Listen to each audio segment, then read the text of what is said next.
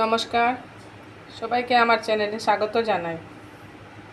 আজ আমি একটা ভিন্ন স্বাদের চিকেন রেসিপি বানাচ্ছি। এটা হচ্ছে কারি পাতা চিকেন। এখানে হাফ কিলো চিকেন আমি রাতের বেলায় একটু পেঁয়াজ, রসুন, আদা, একটু হলুদের গুঁড়া দিয়ে ম্যারিনেট করে রেখে দিয়েছিলাম। এই রেসিপির জন্য লাগছে একটা বড় সাইজের পেঁয়াজ কুচানো, একটা বড় সাইজের টমেটো কুচানো, আর এখানে হাফ ইঞ্চি আদা, রসুন আর কাঁচা লঙ্কা আমি থেতো করে রেখে দিয়েছি। আর এর জন্য যে গুঁড়া মশলাগুলো লাগবে এগুলো হচ্ছে, এখানে ধনে গুঁড়া নিয়েছি 2 টেবিল চামচ, এটা হচ্ছে সম্বার মশলা 2 টেবিল চামচ, হলুদের গুঁড়া হাফ টিস্পুন, আর লঙ্কার গুঁড়াও নিয়েছি হাফ টিস্পুন। আর এর জন্য ফোড়নের জন্য লাগবে সর্ষে। এটা আমার একটা ছোট্ট বাগান, এখানে আমি নানা রকম গাছ লাগিয়েছি, কিন্তু অত্যধিক গরমে গাছগুলো এখন নষ্ট হয়ে যাচ্ছে। এটা আমার নিত্য পূজার তুলসী গাছ, এখানে স্নান করার পর ধূপধুনা দেই। আজ আমি যে রেসিপি বানাচ্ছি এটাতে কারি পাতা লাগবে, এর জন্য আমি আমার এই বাগানটায় নিয়ে এসেছি আপনাদেরকে। এটা আমার কারি পাতা গাছ, এই গাছ থেকেই পাতা নিয়ে আমি সব ধরনের রেসিপি বানাই। আজ আমি 2টা কারি পাতা নিয়ে নিচ্ছি। এটা একটা ছোট্ট টবেই লাগিয়েছি গাছটা আমি।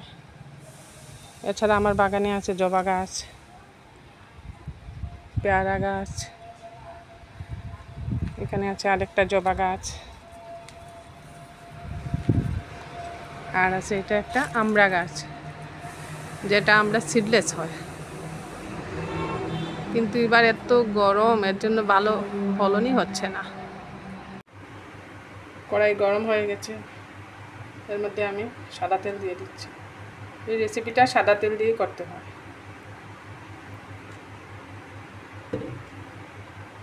এর মধ্যে আবার আমি ফোড়নের জন্য সর্ষে দিয়ে দিচ্ছি।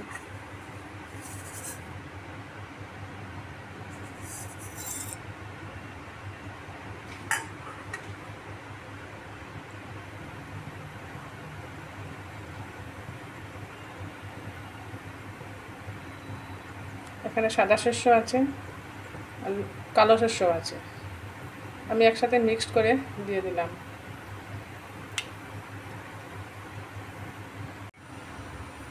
এর মধ্যে এবার আমি কারি পাতা দিয়ে দিই। এখানে কারি পাতাটা একটু বেশি লাগবে।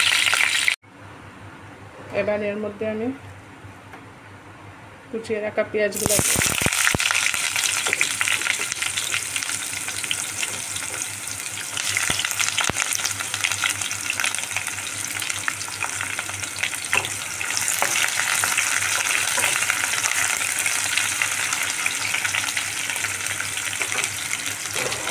এবার আদা কুচি আর কাঁচা লঙ্কা কুচি দিয়ে দিচ্ছি। আদা কুচি, কাঁচা লঙ্কা কুচি দিয়ে দিলাম। একটু কষিয়ে নিতে হবে ভালো করে। পেঁয়াজটা একটু কালার চেঞ্জ করতে হবে, পেঁয়াজে হালকা ব্রাউন কালার আসাতে টমেটো দিয়ে দেবো।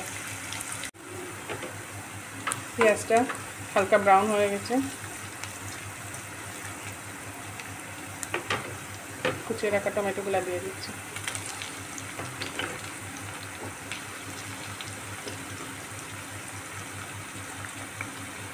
কুচিয়ে রাখা টমেটো দিয়ে আবার একটু নুন দিয়ে দিতে হবে। এবার মশলাটাকে ভালো করে কষিয়ে নেব। খুব ভালো করে কষিয়ে নিতে হবে টমেটোগুলো যাতে গলে যায়। আমি একটু ঢাকনা দিয়ে দিচ্ছি, 2 মিনিটের জন্য ঢাকনা দিয়ে দিই। ঢাকনা দিলে টমেটোগুলো ভালো করে গলে যাবে। এবার দেখি মশলাগুলো কষানো হয়ে গেছে, টমেটোগুলোও গলে গেছে।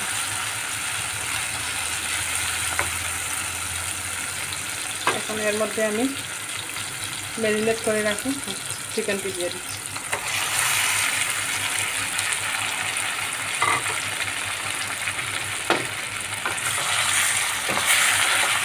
চিকেন দিয়ে ভালো করে মিক্স করতে হবে।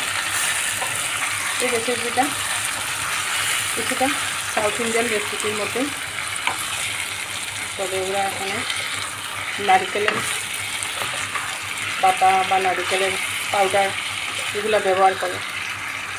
আমি শুধু নারকেলের পাউডারটা এখানে দিই নাই, বাকি সব ইনগ্রিডিয়েন্টস ওরা ব্যবহার করে। এর মধ্যে আমি এবার এই ড্রাই স্পাইসেসগুলো দিয়ে দিচ্ছি।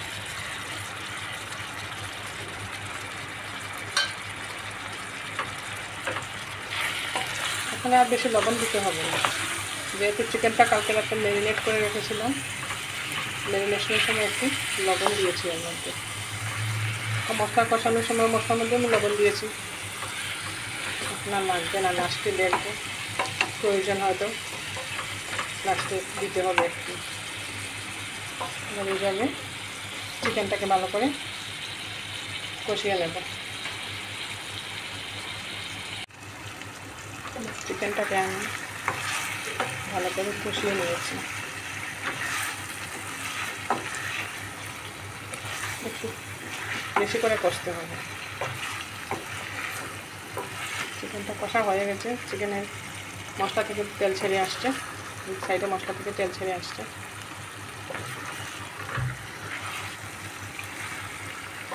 এবার চিকেনটাকে আমি ঢাকনা দিয়ে ঢেকে রেখে দেবো, 10 মিনিটের মতো ঢেকে দিচ্ছি। এবার ঢাকাটা সরিয়ে আমি দেখে নিচ্ছি চিকেনটা কীরকম হবে। এটা চিকেনের থেকে যে জুস বেরোবে সেই জুসেই সিদ্ধ হয়ে যাবে, এখানে কোনো এক্সট্রা করে জল দিতে হবে না। চিকেনটা খুব সুন্দর বয়েল হয়ে গেছে মনে হচ্ছে।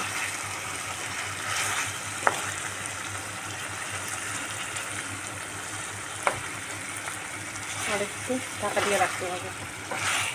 এইভাবে চিকেন থেকে চিকেনের যে জুসটা বেরোবে এই জুসের চিকেনটা বয়েল হতে পারে।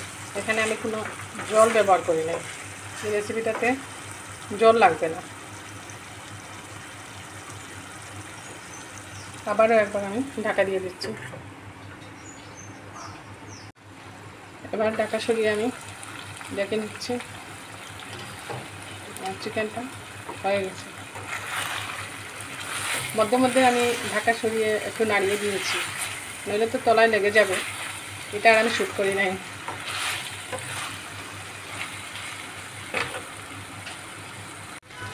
এবার নামানোর আগে উপর থেকে কাঁচা কারি পাতা দিয়ে দিচ্ছি। কাঁচা কারি পাতাটা দিলে খুব সেন্টটা ভালো আসে। আগে তো তেলে ফ্রাই করে দিয়েছিলাম প্রথম, এখন আমি কাঁচা দিয়ে দিচ্ছি।